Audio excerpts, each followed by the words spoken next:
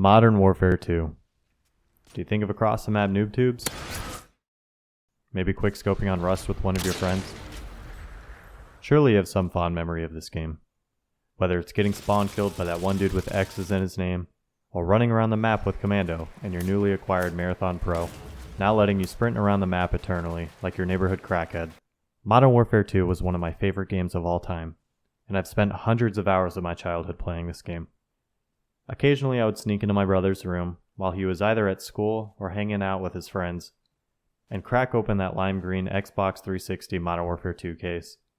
Carefully take the disc out, click back the top and bottom corners of the case, and gently slide it back into his collection of Xbox games. You know, just in case he came home for whatever reason, and he wouldn't think twice that I snatched his game.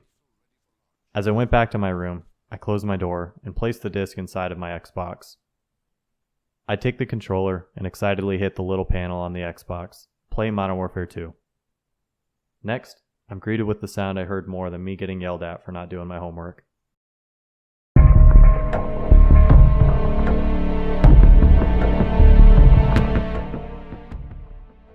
That sound. That infamous sound, not knowing what was awaiting me. Noob tubes with danger close? Maybe some guy has a modded controller and is mowing down his victims with an FAL. Whatever it was, I knew I only had a few hours to spend, and even less if my brother got home early. So I had to make use of the time that I had. That time was spent grinding out every single lobby I could get into, hearing random people's muffled voices in game chat, I don't know about him, but I was from the Bronx. What's wrong with the Bronx? creating offbeat and unique classes, watching the golden killstreak animation on the selection screen. And just like that, whether you are ready or not, you're now loading into one of the many unique maps in Modern Warfare 2. Terminal, Estate, Invasion, who knows, but one of the many maps you'll experience will have some great memories attached to it. For example, High Rise, its grim red yellow tones throughout the map, and the spawn sniping. Or Terminal, and its mundane and empty atmosphere, and the epic fights down the hallway. Maybe Wasteland, the dry and radioactive, wasteland, and the annoying noob tubes from spawn. Or even Derail, its bitter cold and desolate, and the disgusting 30-mile expedition you'll have running in the snow. Whatever map you played, each had its own twist. It had its own profile and its own art style. Interestingly enough, some even had their own Easter eggs, like the teddy bears on High Rise, or maybe the old lady on Underpass shooting you with the UMP. I can't believe I fell for this. Anyways, with that to the side, I want to pay a little more attention to something else that caught my eye. Something else that when none of my friends were online, or when I was playing offline with no internet, something else that devoured me and my little 11-year-old self. Something that I constantly invited my best friend to play, and something that I challenged myself to beat on the hardest difficulty several times. That something? Spec Ops was a particular game mode where you and perhaps a buddy could go head-to-head against computer-controlled AI in sometimes extremely difficult missions. Personally, it had some of the most iconic missions, voice lines, weapons, glitches, and most importantly, memories attached to my experience in Modern Warfare 2.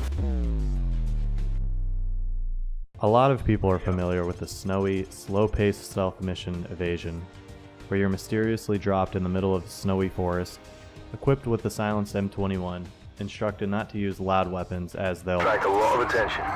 In this mission, your objective is to cunningly take out patrolling soldiers and the occasional puppy, all while avoiding major errors of your dogshit aim, and ultimately getting to the end of the map. And if you're not careful and attract a lot of attention, you'll be surprised to be swarmed by a bunch of enemies and maybe forced to snap a neck. I hated that part so much as a kid, and now 12 years later as an adult. This mission was played by many, enjoyed by most, and remembered by almost everyone who played it. Evasion was personally one of my favorite missions in the entire game, and as is the case with most people who played Spec Ops. Another mission most people loved was the mission Hidden, another stealth-focused, precision-demanding mission on a particularly large, desolate map. At the beginning, you spawn in a cargo container with a variety of silenced weapons to choose from.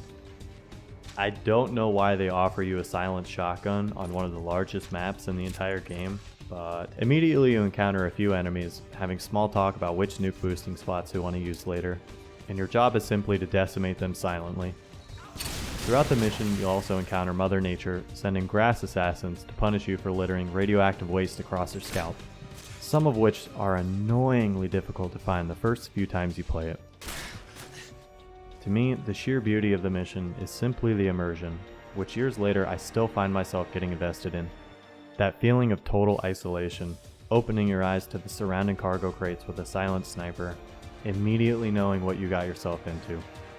It's easy to understand what your objective is, and you must remain stealthy while testing your marksmanship. Miss a shot and you'll have a much more accurate one sent back in return, which is especially painful if you're playing on veteran.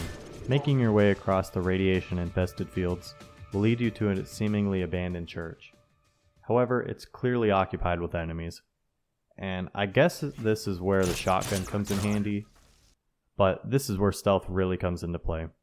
A simple misfire or an accurate shot will get your bones blasted, as there's significantly more enemies to happily lay your soul to rest. But should you be patient enough to work your way through, you'll complete the mission with ease. It's easy to see how this mission can become loved by many.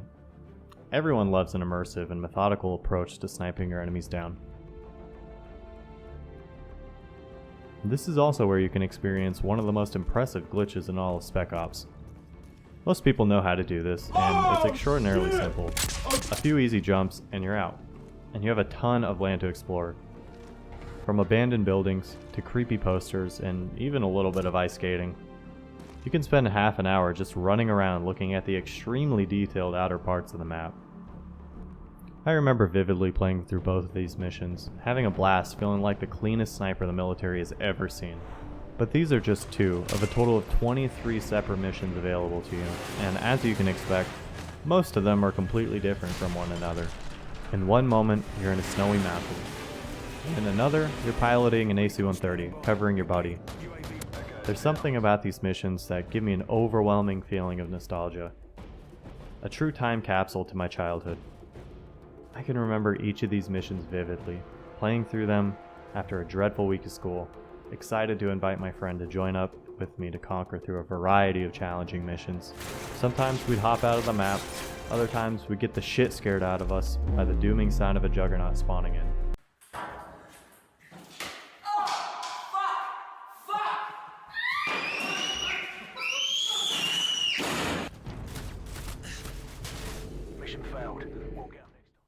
But I can truly say that Modern Warfare 2's Spec Ops were a fantastic experience when I was younger, and I'm so grateful I'm able to open a memory book into my younger days with each mission I replay.